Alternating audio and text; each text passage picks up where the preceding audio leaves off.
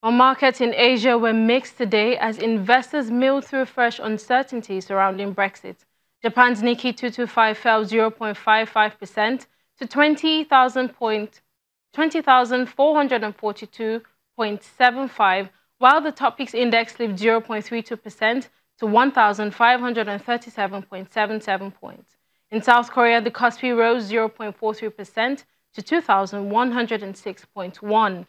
Greater China markets were mixed, with Hong Kong Hang Seng Index erasing early losses, to rise 0.13% in late afternoon trade. The Shanghai Composite was almost flat, while the Shenzhen Composite and the Shenzhen Component Index ended fractionally lower.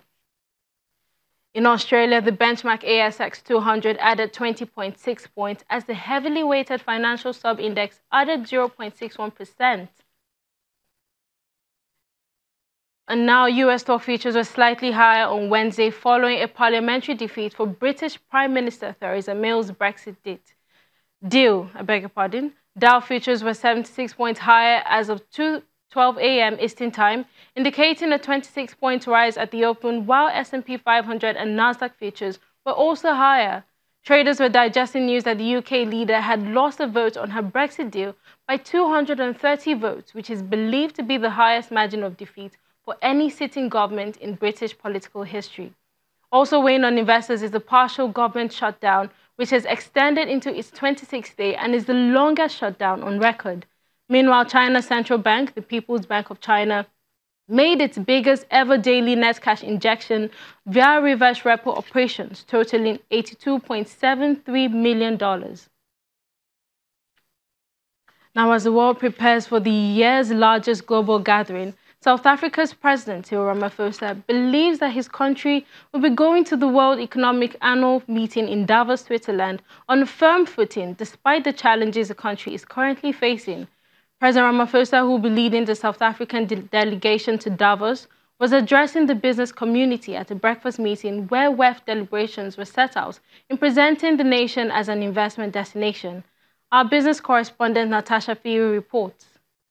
From South Africa's perspective, President Cyril Ramaphosa's #1 priority is implementing reforms to address challenges in the business environment, mainly focusing on policy certainty to attract and maintain investment. We should also be able to articulate a message that is coherent on, say, land reform. Now, if you go through the manifesto of the governing party, you will see that the issue of land reform is clearly and well articulated. This year's international gathering falls under the theme Globalization 4.0, shaping a global architecture in the age of the fourth industrial revolution, something that Africans are slowly catching up with. Africa as a continent, you know, that whole industrial revolution has sort of said, how do you go into fourth when one or two haven't even happened? And then now when you go into the sustainable economy part, it's almost as if there's just, we are so much behind. But having said that, I think there are pockets in Africa on the continent, with South Africa being one of them, that show that indeed we can. Speaking on the sidelines of the breakfast meeting, South African Minister Tito Mboweni lauded the Zimbabweans for wanting to introduce a new currency. He gave some detail on a meeting that took place between him and his Zimbabwean counterpart. The idea of introducing a currency in Zimbabwe is a good one. Every country needs a currency. So I think our colleagues there are on a good wicket in that space. We had a very good conversation about the status of the Zimbabwean economy, the finance and banking system, the attempts that are being made by our Zimbabwean counterparts to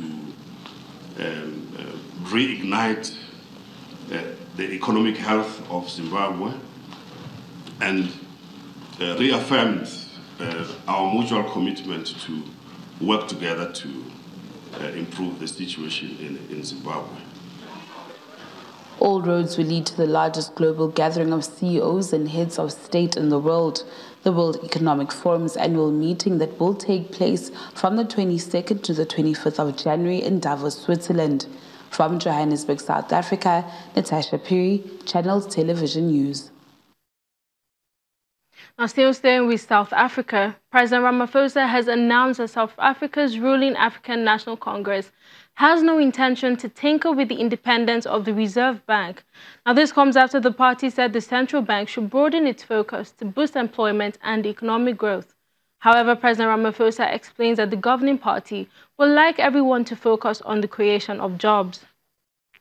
And over in Zimbabwe, Econet Wireless, the country's largest mobile operator, has cut off its internet services following an order from the government amid deadly protests in the country. The mobile operator sent out text messages to its customers explaining that the matter is beyond its control as the company is obliged to act when directed.